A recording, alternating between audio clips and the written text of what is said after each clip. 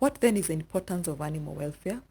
We've mentioned that animal welfare is the physical and emotional aspects of an animal, which is brought about by the environment in which the animal lives, how it is treated by its owners or owner, the practices and resources available to the animals as well. So what then is the importance of animal welfare?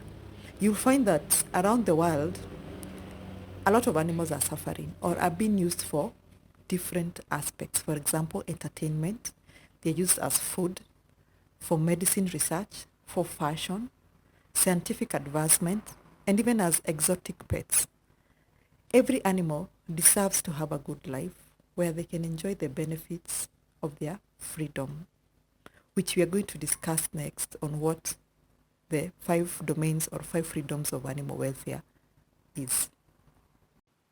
What then are the animal welfare domains, or what is also referred to as animal welfare freedoms?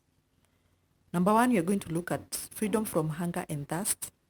And this we do by providing ready access to clean water and also offering a quality feed that is properly balanced.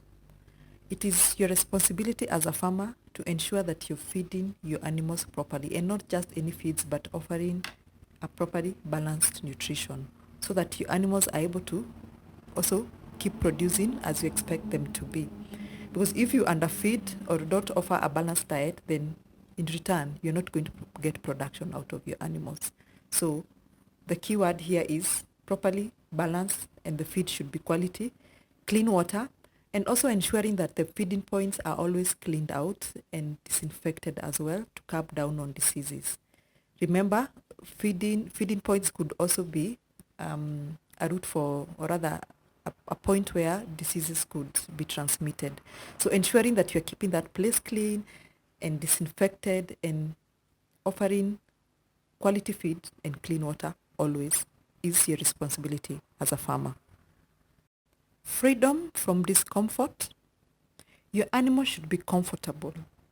Having fed a proper diet that is able to maintain the animal in good health and figure, then it is paramount to have a comfortable place in where the animals are residing.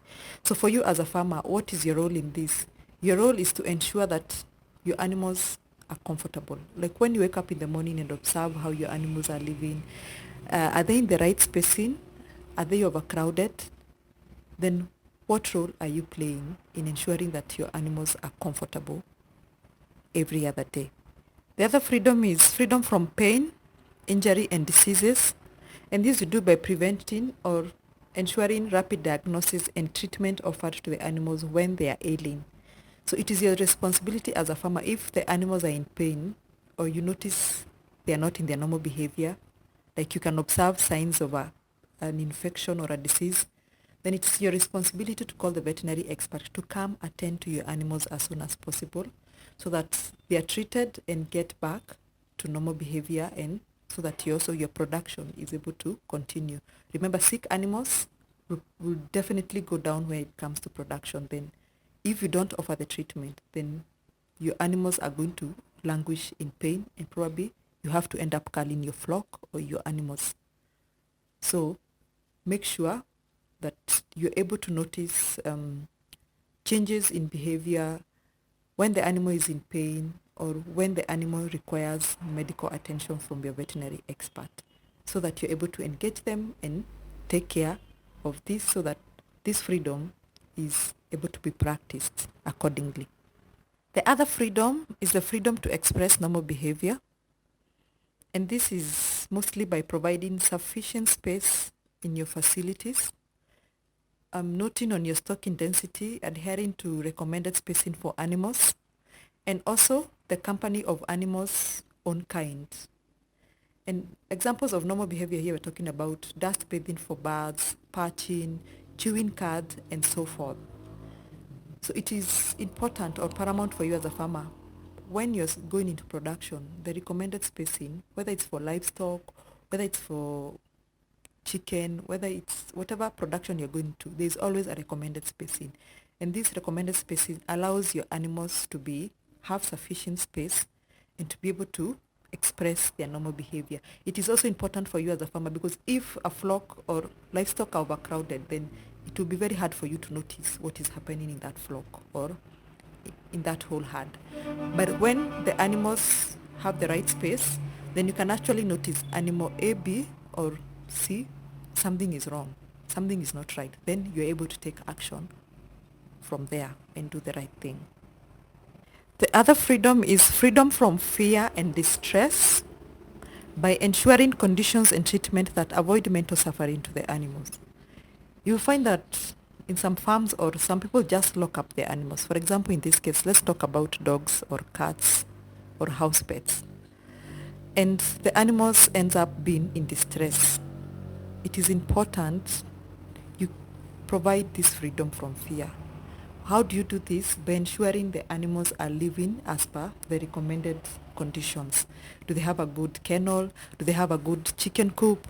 Is the spacing adhered to? Are you feeding them properly? So that all other domains fall into place. If you instill fear and distress, then your animals will also not go into production. If you're building, like for example, your chicken coop, and you expect production of eggs or meat, do not build your house near the road where there's a lot of noise. Why? Because animals get stressed because of that kind of noise. You need to understand all these things as you get into production, so that these freedoms will enhance your productivity. So being able to offer the freedoms we have discussed is very important.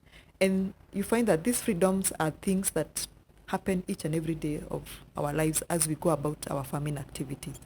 So it's not rocket science.